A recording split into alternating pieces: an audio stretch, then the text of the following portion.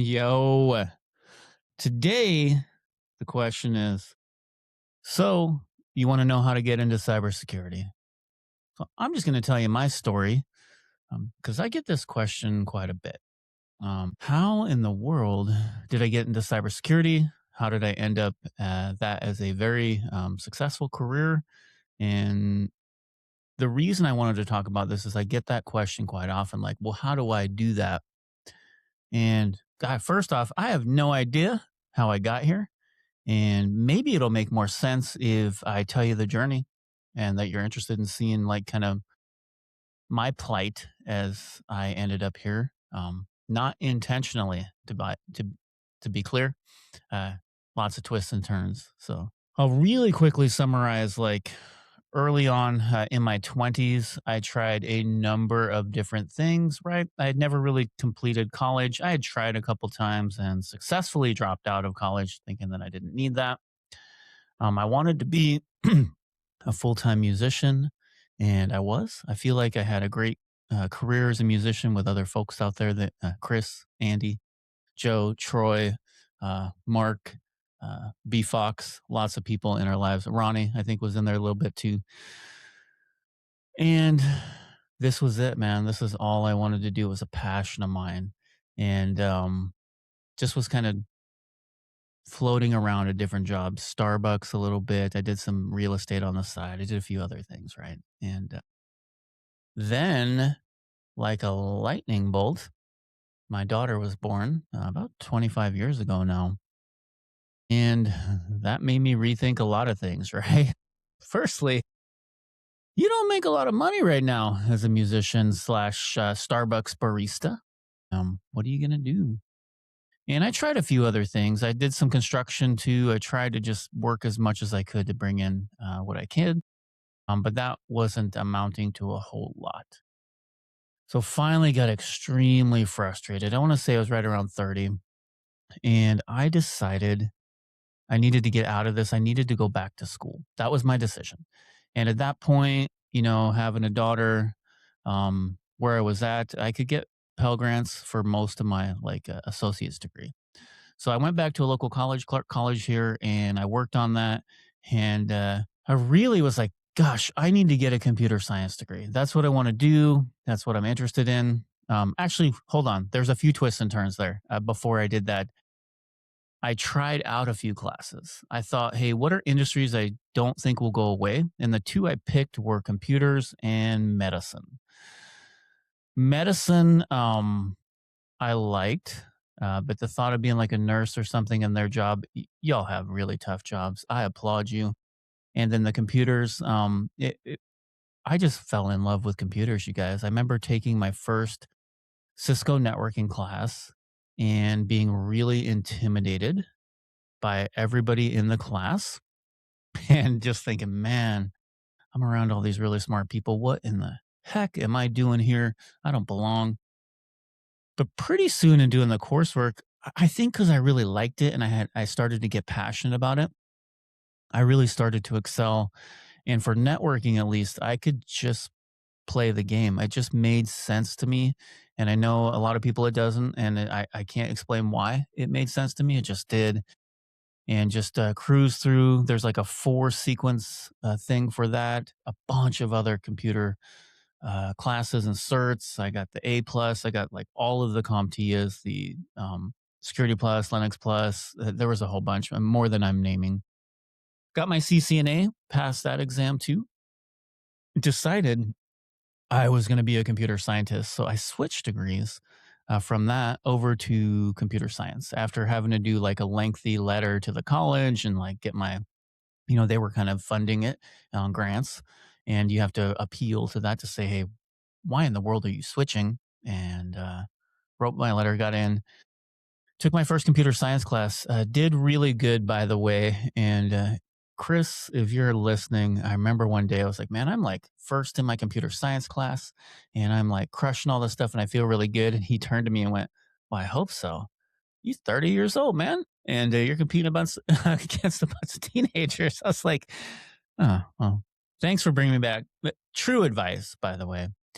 And then I had an amazing counselor. I forget his name right now, but I'll put it in the notes if I can. I'll go back and look at it. And I went to one of my counseling sessions, and this is the advice my computer science counselor gave to me. He said, "Hey, how old are you?" And I think I was like 30, let's say 2 or 3. It'd take me a little bit of time there. I was working full time and going to school, so it wasn't. It was a little slower. He said, "Hey, you have a child. You are a little older now.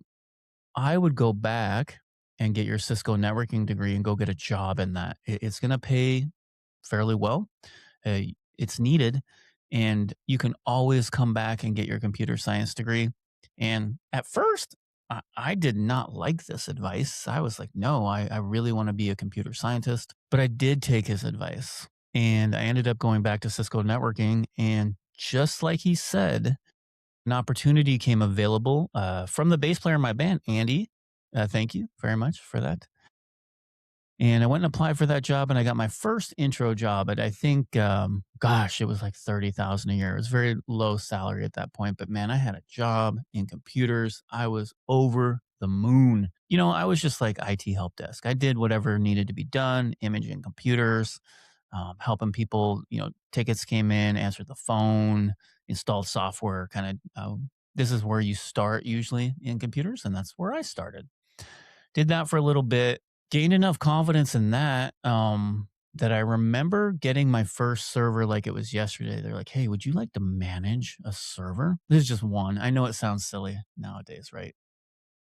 But man, I couldn't be more excited. Got my server, fixed a bunch of issues on it, read through the documentation, got it settled in, and my bosses were pretty impressed, right? They were like, "Wow, really good job." Slowly came more as a system administrator, right? And took over a lot of the infrastructure there. I had some really good team members too. Just means like I got more responsibility. Eventually, they allowed me to start touching the network equipment and using my Cisco stuff, which very quickly discovered they were on a flat network. We didn't have VLAN set up properly. If you're in networking, you'll get this. And I got the opportunity over a decade to rebuild a very large infrastructure, every part of it, to replace all the switches, all the routers, all the core routers, all of the VMware infrastructure, the hosts, the virtual NICs, all that like amazing stuff. And there's no replacement for that experience. I could not have learned that in school. I learned the hard knocks way on the job. And I remember many, many, many, many late nights, long weeks, and just so much work over that time, right? So working, they needed security. It started to become more and more important. And I think a lot of us have this story where you kind of just default into the security job. It sounded very interesting to me with the mentor of my boss at the time, Jay Nort. Hey, yo. He really advised me that this was going to be a burgeoning industry and they needed it. And he was game for letting me uh, step into that role. So got to do my first security stuff. Went and got the company paid for it. I went and got my bachelor's degree in information security and assurance and learned a whole bunch during that.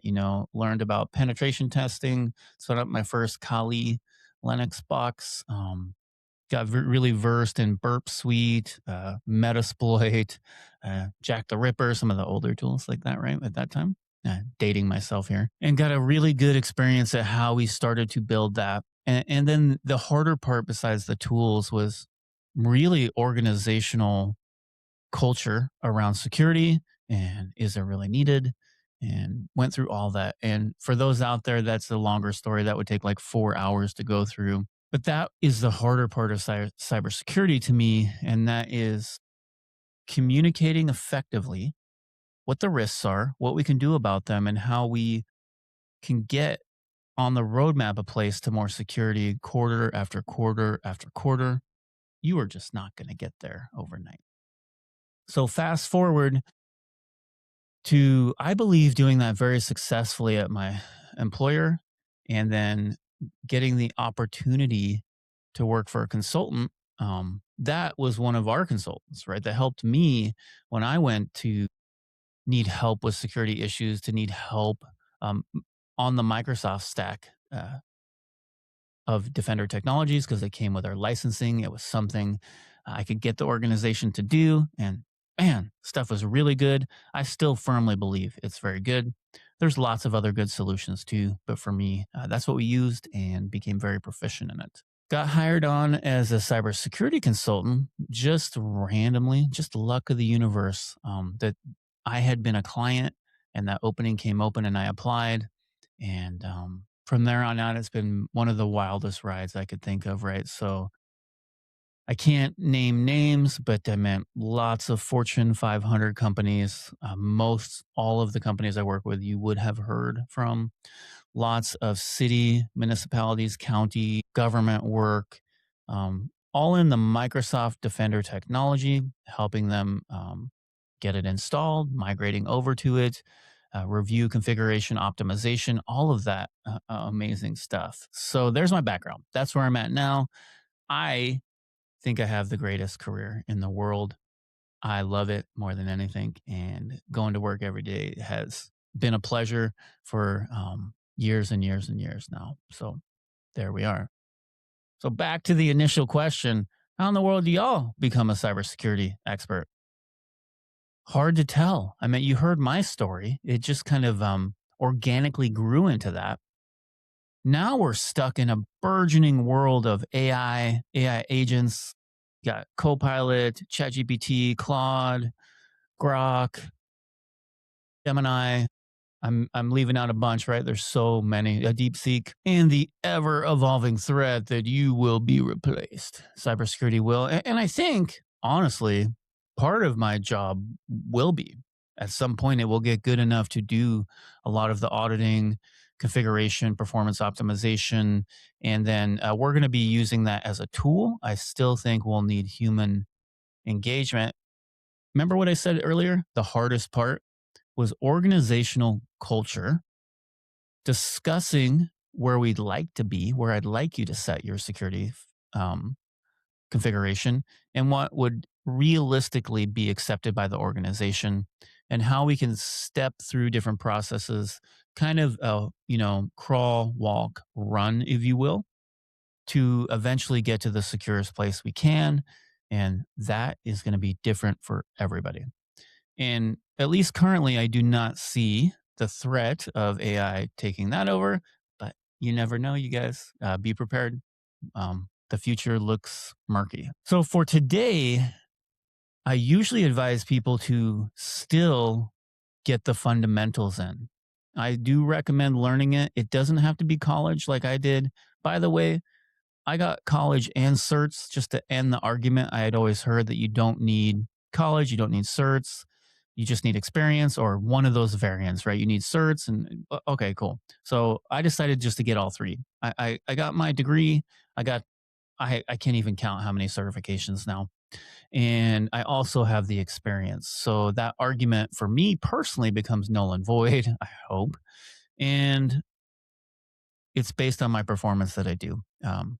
Which I feel directly relates to how much you care. So I'm passionate about what I do. I care a lot. If I'm going to put my name on that, it's going to be done the best that I can do it. So this is not just a day job for me. This is not something I take lightly. I want to give you the best cybersecurity advice I can possibly give you. So we got to get fundamentals though. I cannot tell you how much over the years starting that coursework with basic networking, basic A plus, like computer structure, CPU, buses, memory, how that works back and forth, right? The motherboard, the PCI slots, the everything, right? To how packets move from here to there. Really important, right? Like, well, how does the data actually travel? How does the layer two work? How does layer three work? All the way up to layer seven, which is our application layer. And I believe having that foundational and really intimate relationship now with those different layers helps me do my job as a cybersecurity expert. Because without those fundamentals, it becomes very hard to see the gaps in our current tools, to understand the risks we have in cybersecurity, and just to know, like, how does this tool work?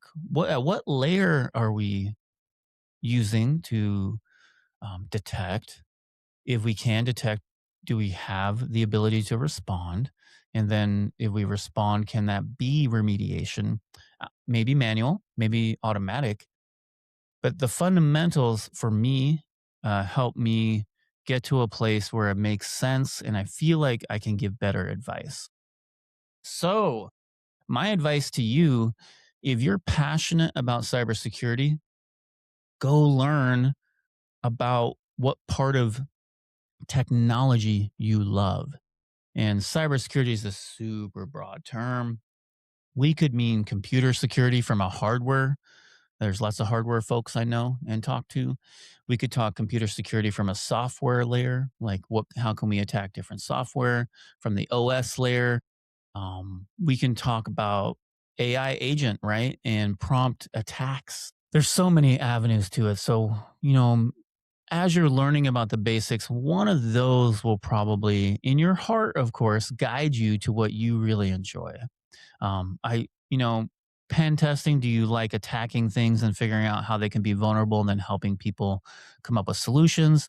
Do you like doing the defense side? Do you like seeing those attacks and figuring out how you can build solutions to mitigate that and respond?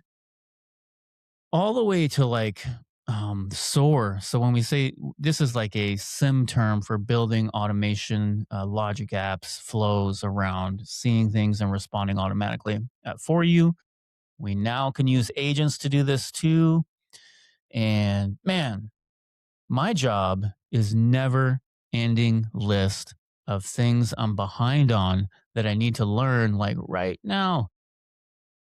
Overwhelming. It overwhelms me every day. Like I see new stuff and I'm like, let me just add that to the list of things I need to learn. And so fundamentals first. Then out of that, I hope some passion guides you to the appropriate place. And then with passion, my personal belief is that then you can't go wrong. You ever notice the difference when you are just doing something because you're getting paid to do it and the level of effort you'll do on that, as opposed to something you would do even if you weren't getting paid? No, I mean, I got to get paid. But my point is, I love what I do so much. The getting paid part is just added benefit. Like I love doing this. I'm not doing it for that reason. I'm doing it because I really care. I really just fell in love with the mystery of computers and all the things that they can do to enrich our lives. And now the helping protect people against all the danger. Oh my gosh, you guys, for non-computer folk, it must seem just overwhelming how many bad guys are out there, how much attacks happen on you from crazy emails to text to phone call scams to malware you can download that takes over all your stuff. And holy smokes, it's just a wild wild west out there. But hopefully I can help with some of that. That's my goal, is to serve and to be helpful and to try to bring the best advice I can at the time to the people around me, the clients I have, and any of the folks just learning about it now too. Feel free to contact me with questions about what you think you want to do. I will give you the best of my N of one study on what I think you should do. I'm also big in the community. I love the community of all this. So there's so many different types of cybersecurity. There's so much that you may love. Oh, I didn't mention physical penetration testing. So I have some friends that do that too. They get paid to try to break into places physically, right? Hey, can you breach our perimeter? Can you get into the building? Can you get past these locked doors? That's another fun one. So there's lots of stuff outside the technical aspect, and some of it you may find very interesting. That's my story for today. I will add to it more as we go on in the years, but wanted to just get the first chapter out and kind of see if this is interesting to you guys. If you want to be in cybersecurity, I fully support it. What that's going to look like in 5, 10 years, I have no idea. I have no idea, you guys. AI is just the biggest revolution since the internet, and before that, since computers themselves. And it really is going to change everything, in my opinion. And I do not know what the future looks like for that. But today, it's a very good career. All right. See you guys